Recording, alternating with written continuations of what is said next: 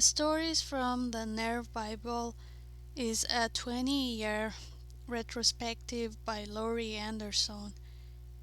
It echoes a 20-year period hailing from her Institutional Dream series in 1972, a period marked with challenges that would call for sleeping in a seaport, a library restroom, and even a night courtroom, until her live shows of stories from the Nerve Bible.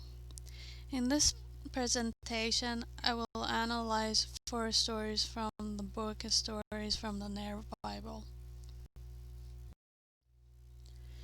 War is the highest form of modern art.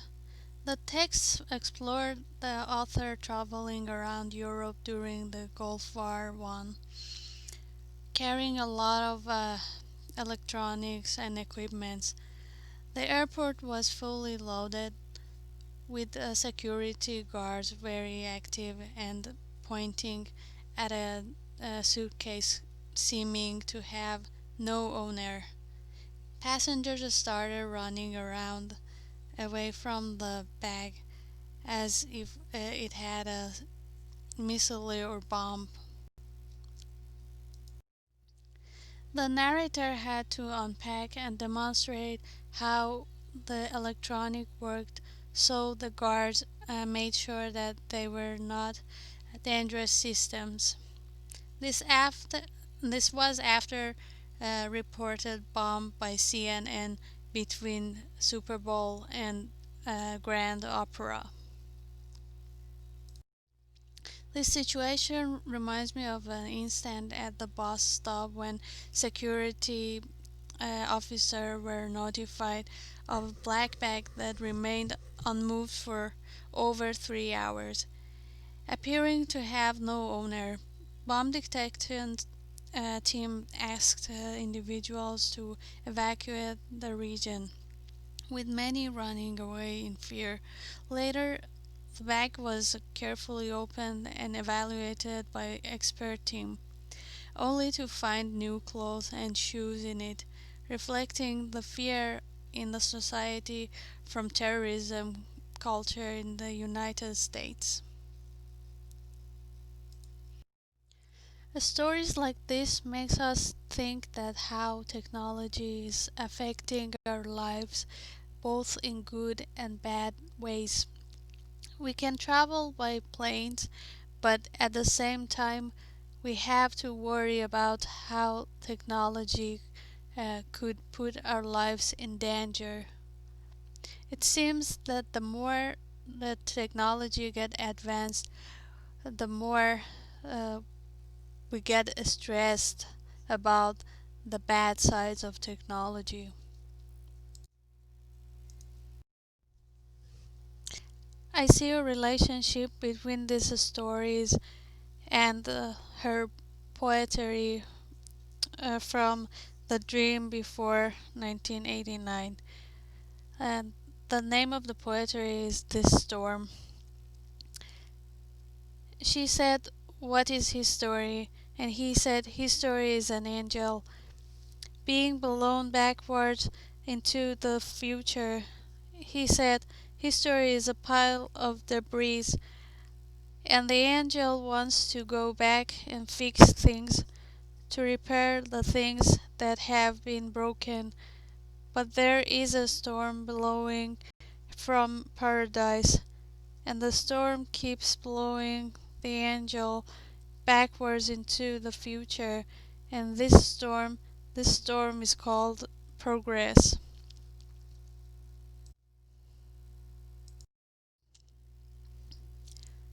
Talk show.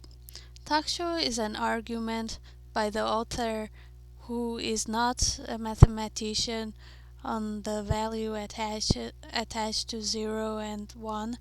At first, 0 means nothing, with nobody wishing to be that number. However, everyone wants to be number 1. It means being at the top and the winner. In this case, individuals are obsessed with the two numbers.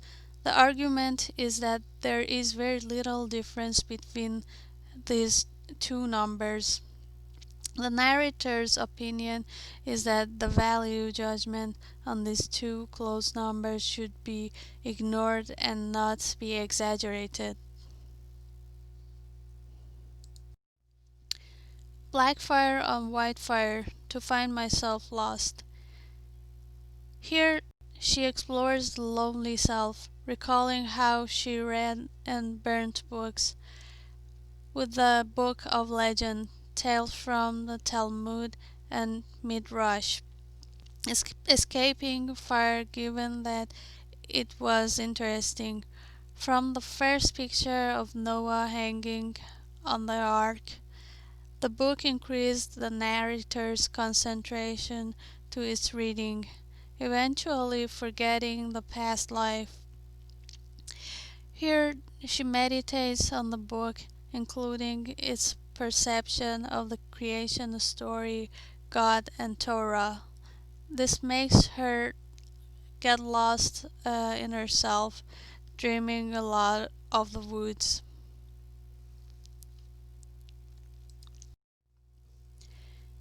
The Ugly with the Jewels. In this story, she goes to visit her brother in Mexico in 1974. Her brother lived amongst the Zaltal tribe in Mexico, and she spent most of her days with the women of the tribe, making corn and tortillas until they were perfectly round and toasted. She explains that when her tortillas were not as perfect, the women of the tribe fed it to the dogs. One day, women decided to braid her hair to their own style, arguing that she was ugly before and now she looks good and beautiful and can find a husband soon. She later realizes that they called her lenses her jewels. The two interesting points of this story is one, how honest these people were to call her ugly, and two, how different the standard of beauty is in different societies, and leaves us with the question that what is beauty?